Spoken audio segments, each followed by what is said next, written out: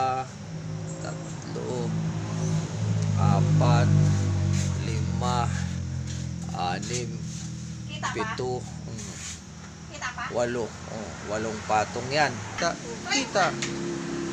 Alin? O di, lalong lumiwanag. Dali mo sana yung liwanag. Oh, Ay, magano ka ng ano? 8 patong yan. Puro laruan niya. Ayan, ang bigas namin ay inots. Papa, pakain ka muna ng aso. Nakalimutan ko. Mamaya Ay, pagka ano. Ano? O sige, pagkain daw mo ng manok. Ayan guys. Pakain mo tayong manok.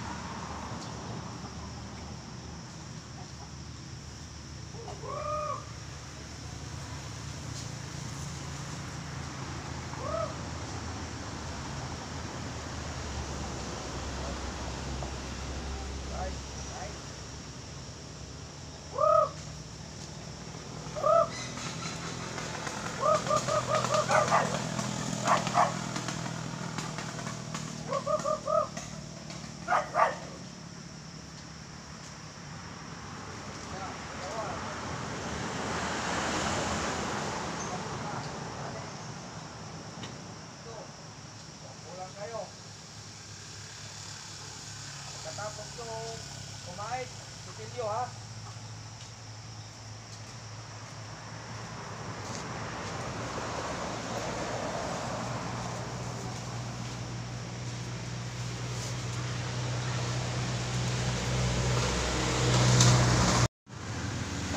dami naman.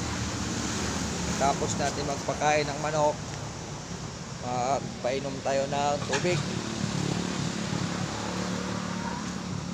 para hindi sila mauhiw. Oh, ikaw hindi ka naman manok, kasi ba't kinakain mo yung patuka ng manok?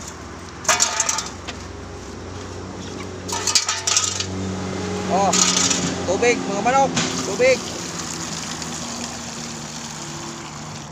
para hindi mabulunan. Tubig. Tapos kumain, magsipilyo ha.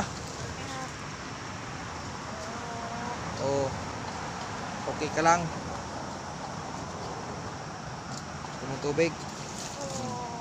Tubig. Oh, yan. Yung tubig mo. Yan. Ikaw isa. Ay, inumin. Lagayan ka ng inuminan. Bilisan mong kumain. Okay.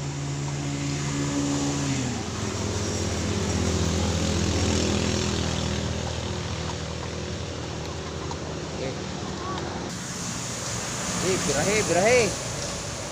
Para lumaki at tinula.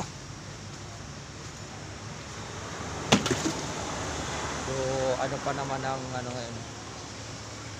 Kanina medyo umambon-ambon. Pero ngayon maliwalas na. Yan, aray ko. Ayan.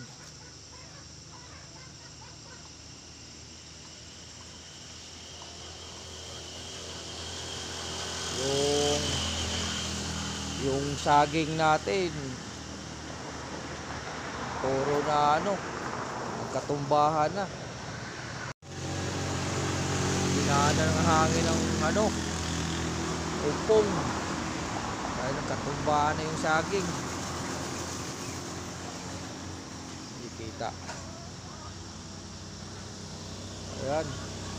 Ang masaklap pa dyan, kung yung may bunga, yun pa natumba.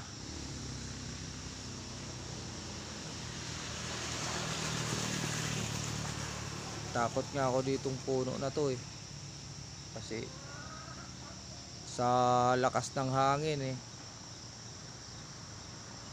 buti walang ulan. Sa lakas ng hangin dumuduyan yung sanga na yan. Yan, yung sanga na yan. Yung sanga na yan ito, dumuduyan. Pag nabalik yung sanga na yan, ayan, ang bagsak niyan dito, yan sa bubong ko. Yan.